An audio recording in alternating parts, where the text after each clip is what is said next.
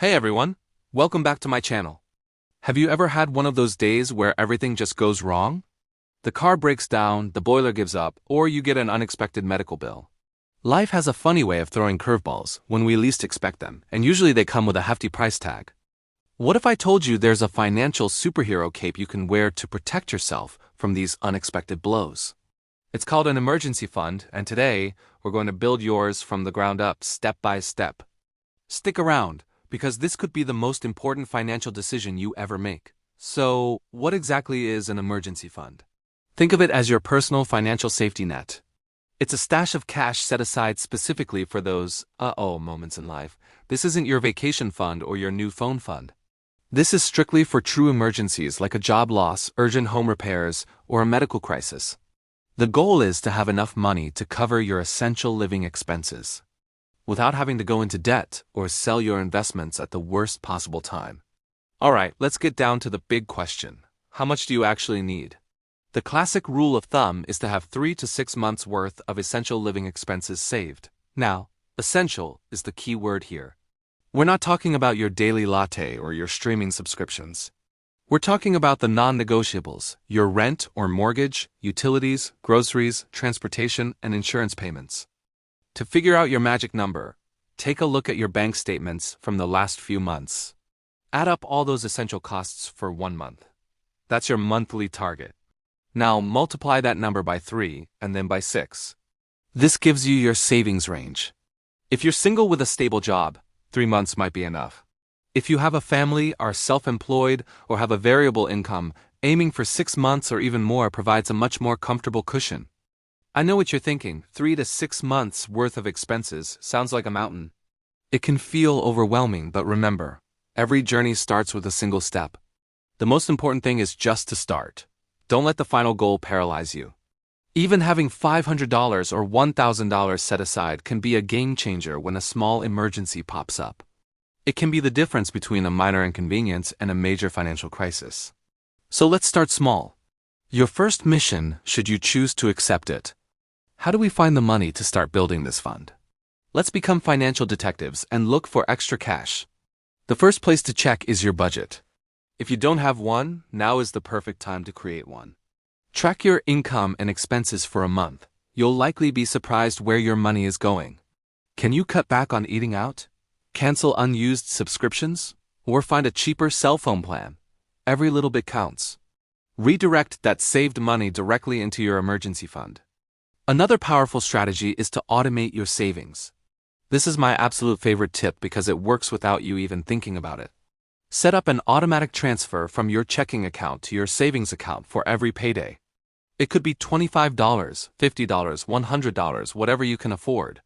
The key is to treat it like any other bill. Pay yourself first, before you have a chance to spend that money elsewhere. Now, where should you keep this precious emergency fund? The location is crucial. You need it to be accessible in an emergency, but not so accessible that you're tempted to dip into it for a weekend sale. A high-yield savings account is the perfect home for your emergency fund. These are typically online bank accounts that offer a much higher interest rate than traditional brick-and-mortar banks.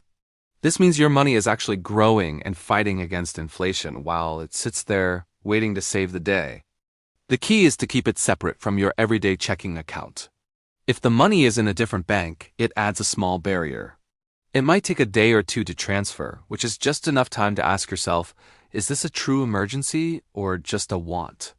This little bit of friction can save you from impulse spending and preserve your fund for when you truly need it. Avoid putting this money into stocks or other investments, as their value can go down and you might need to sell at a loss during an emergency. Let's talk about turbocharging your savings. Once you've trimmed your budget, what else can you do? Consider a side hustle. In today's gig economy, there are countless ways to earn extra income. From freelance writing and graphic design to dog walking or delivering food. Dedicate all the earnings from your side hustle directly to your emergency fund. It's a fantastic way to reach your goal much faster. Another great trick is to save any windfall money. Did you get a tax refund, a bonus from work, or a cash gift for your birthday? It's tempting to see that as fun money, but resist the urge. Your future self will thank you profusely if you put that unexpected cash straight into your emergency savings. It's like finding a secret shortcut on your path to financial security. As your emergency fund grows, you'll start to feel a change. That nagging financial anxiety begins to fade. You will sleep better at night knowing that you have a buffer between you and the chaos of the world. This isn't just about money, it's about peace of mind. It is about giving yourself the freedom to make decisions based on what is best for you, not out of desperation. Imagine losing your job. It's a stressful, scary situation. But with a fully funded emergency fund, you have the breathing room to search for the right next job, not just the first one that comes along. You can maintain your life and support your family while you navigate the transition. That is the true power of an emergency fund. It turns a potential catastrophe into a manageable challenge. Once you've hit your starter goal of $1,000, celebrate that win. Then, keep the momentum going. Continue your automatic transfers, keep looking for ways to save, and watch that balance grow. Your next goal is 1 month of expenses, then 2, then 3, until you hit your ultimate target.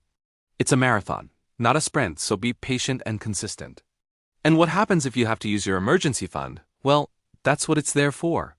Don't feel guilty. You handle the emergency, and then once things have stabilized, your new priority becomes rebuilding the fund. You just repeat the same steps you took to build it in the first place. Reset your focus and start replenishing it, $1 at a time. Building an emergency fund is one of the most empowering steps you can take on your financial journey. It's the foundation upon which all other financial goals, like investing, saving for retirement, or buying a home, are built. Without this safety net, one bad day can derail years of hard work, so let's recap the plan. First, calculate your 3 to 6 month expense target. Second, start with a small, achievable goal like $1,000. Third, find the money by budgeting and cutting costs. Fourth, automate your savings so it happens without you thinking. Fifth, open a separate high-yield savings account. And finally, be consistent and patient. You have the knowledge and you have the plan. The only thing left to do is to take that first step. Open that savings account today. Set up that first automatic transfer right now. You can do this. You are building a stronger, more secure future for yourself, and that is an incredible achievement. Thank you so much for watching. I hope this guide has inspired you and given you the confidence to build your own financial safety net. If you found this helpful, please give this video a thumbs up. And don't forget to subscribe and hit that notification bell so you don't miss our next video. What's your biggest challenge when it comes to saving? Let me know in the comments below.